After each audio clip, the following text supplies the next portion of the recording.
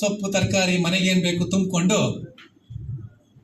ತಲೆ ಮೇಲೆ ಹೊತ್ಕೊಂಡು ನಾನು ಸ್ಟೋರಿ ಹೇಳ್ಬೇಕಾದ್ರೆ ನೆನೆಸ್ಕೊಡಿ, ಯು ಫೀಲ್ ಇಟ್. ಅದು ನಿಮ್ಗೆ, ಯಾಕಂದ್ರೆ ಇವೆಲ್ಲ ನನ್ನ ಜೀವನದಲ್ಲಿ ಬದಲಾವಣೆ ಮಾಡಿದ ಸ್ಟೋರಿಗಳು, 10-15 ವರ್ಷದಿಂದ ಕಲ್ತಂತ ಸ್ಟೋರಿ ಇವತ್ತಿಗೂ ನೆನಪು ಬರ್ತವೆ ಮಧ್ಯೆ ಮಧ್ಯೆ. ಈ ತರ ಕುಕ್ಕೆ ಹೊತ್ಕೊಂಡು ಹೋಗ್ತಾ ಇದ್ದಂತೆ, ಉರಿ ಉರಿ ಬಿಸಿಲು, ಜಳ ಜಳ ಜಳ, ಮೈಯೆಲ್ಲ ಬೆವರ್ತಾ ಇದೆ.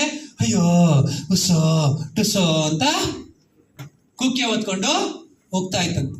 ಸರಿ, ಆ ರೋಡಲ್ಲಿ ಒಬ್ಬ ಗಾಡಿ ಹೊಡ್ಕೊಂಡು ಬರ್ತಾ ಇದ್ದಂತೆ. ನೋಡ್ದ, ಪಾಪ ಅಣ್ಣನ ಮುದುಕಿ, ಪಾಪ ಕುಕ್ಕೆ ಬೇರೆ ಓದ್ಕೊಂಡು ಈ ಮಠ ಮಧ್ಯಾಹ್ನ ಬಿಸಿಲಲ್ಲಿ ಇಷ್ಟೊಂದು ಒದ್ದಾಡ್ಕೊಂಡು ಹೋಗ್ತಾ ಇದೆಯಲ್ಲ. ಅಜ್ಜಿ ಯಾವ ಊರ್ಗೆ ಹೋಗ್ತಾ ಇದೀಯಾ? ಹೀಗೆ ಕಣಪ್ಪ, ನಾನು ಹಂಗೆ ಹೋಗ್ತಾ ಇದ್ದೀನಿ, ಅದ್ಕೋ.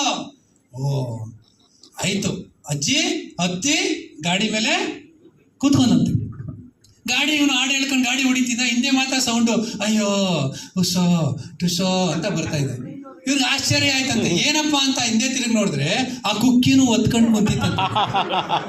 ಆ ಕುಕ್ಕಿನೂ ಒತ್ಕೊಂಡು ಗಾಡಿ ಮೇಲೆ ಕೂತ್.